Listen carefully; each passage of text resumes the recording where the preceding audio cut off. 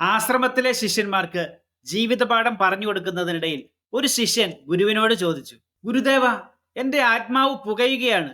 എന്റെ കഴിവുകൾ തെളിയിക്കാൻ ഞാൻ ഇനി എത്ര കാലം കാത്തിരിക്കണം? ജീവിത വിജയത്തിലേക്കുള്ള പാത എന്തിനാണ് ഇത്രയധികം വേദന നിറഞ്ഞ അഗ്നിപരീക്ഷയായി മാറുന്നത്?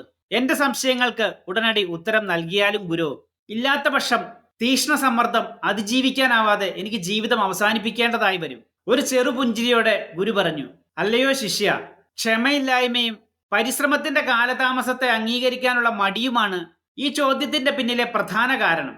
നീ ആഗ്രഹിക്കുന്നത് ഫലത്തെക്കുറിച്ച് മാത്രമാണ്. അതിനു വേണ്ടി വരുന്ന പ്രക്രിയയെക്കുറിച്ച് നീ ചിന്തിക്കുന്നില്ല. വരൂ, നിന്റെ പ്രശ്നങ്ങൾ ഞാൻ നിനക്ക് മനസ്സിലാക്കി തരാം എന്ന് പറഞ്ഞ് ഗുരു ശിഷ്യനെ പാചകപ്പുരയിലേക്ക് ക്ഷണിച്ചു.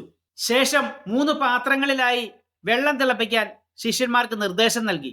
ഒന്നാം പാത്രത്തിൽ ഒരു ഉരുളക്കിഴങ്ങും, രണ്ടാമത്തെ പാത്രത്തിൽ ഒരു കോഴിമുട്ടയും, മൂന്നാമത്തെ പാത്രത്തിൽ ഒരു നുള്ള് കാപ്പിപ്പൊടിയും നിക്ഷേപിക്കാൻ ശിഷ്യന്മാർക്ക് നിർദ്ദേശം നൽകി. ഇനി ഇവിടെ എന്തു മാറ്റമാണ് സംഭവിക്കുന്നത് എന്ന് ശ്രദ്ധിക്കൂ. ഗുരു വിശദീകരിച്ചു, നമ്മുടെ മനസ്സ് ഇതുപോലെ ചൂടുവെള്ളം പോലെയാണ്. അതിന് മാറ്റമുണ്ടാവില്ല. പക്ഷേ അതിലേക്ക് വരുന്ന പ്രശ്നങ്ങളെ സാഹചര്യങ്ങൾക്കനുസരിച്ച് പരിവർത്തനം ചെയ്യാൻ അതിന് കഴിയും. പച്ചവെള്ളത്തിൽ കടുപ്പമുണ്ടായിരുന്ന ഉരുളക്കിഴങ്ങ് തിളച്ച വെള്ളത്തിൽ കിടന്നപ്പോൾ മൃദുവായി മാറി. അതിനെ എളുപ്പത്തിൽ ഉടച്ചു കളയാൻ സാധിക്കുന്ന വസ്തുവായി പരിവർത്തനം ചെയ്തു. ചില ആളുകൾ സമ്മർദ്ദം വരുമ്പോൾ പ്രതിസന്ധികളെ അതിജീവിക്കാനാവാതെ അവയോട് പൊരുത്തപ്പെട്ട് തളർന്നുപോയി ജീവിക്കുന്നത് കാണാം. പ്രതീക്ഷ നഷ്ടപ്പെട്ട് ജീവിതത്തിന്റെ താളത്തിനനുസരിച്ച് പരാജിതരായി ജീവിക്കാൻ അവർ നിർബന്ധിതരാകുന്നു. അടുത്ത പാത്രത്തിലേക്ക് നോക്കൂ.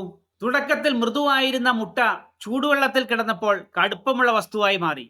ഉള്ളിലെ ദ്രാവകം കട്ടിയായി അതിന്റെ സ്വഭാവം മാറി.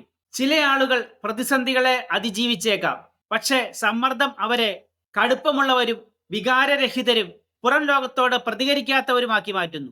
ഉള്ളിലെ മൃദുത്വം അവർക്ക് നഷ്ടപ്പെടുന്നു. എന്നാൽ മൂന്നാമത്തെ പാത്രത്തിലേക്ക് നോക്കൂ. എന്ത് അത്ഭുതമാണ് അവിടെ സംഭവിക്കുന്നത്?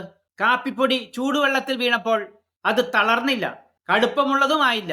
പകരം അതിന്റെ സുഗന്ധവും നിറവും രുചിയും പുറത്തുവിട്ട് ചുറ്റുമുള്ള വെള്ളത്തെ തന്നെ രുചികരമായ പുതിയ പാനീയമായി പരിവർത്തനം ചെയ്തു. യഥാർത്ഥ വിജയികൾ സമ്മർദ്ദത്തിന് കീഴ്പ്പെടുകയോ കടുപ്പമുള്ളവരായി മാറാനോ ശ്രമിക്കാറില്ല. പകരം തങ്ങളെ അലട്ടുന്ന പ്രശ്നങ്ങളെ പരിവർത്തനം ചെയ്ത് ചുറ്റുപാടിനെ തന്നെ ശുദ്ധീകരിച്ച് മാറ്റിയെടുക്കാനുള്ള ശക്തി കൈവരിച്ച് പുതിയ ലോകം സൃഷ്ടിക്കുന്നു. കഥ ഇഷ്ടപ്പെട്ടാൽ ലൈക്ക് ചെയ്യാനും ഷെയർ ചെയ്യാനും സബ്സ്ക്രൈബ് ചെയ്യാനും മടിക്കരുത്. നിങ്ങളുടെ പ്രതികരണങ്ങളാണ് എൻ്റെ ഊർജം. താങ്ക്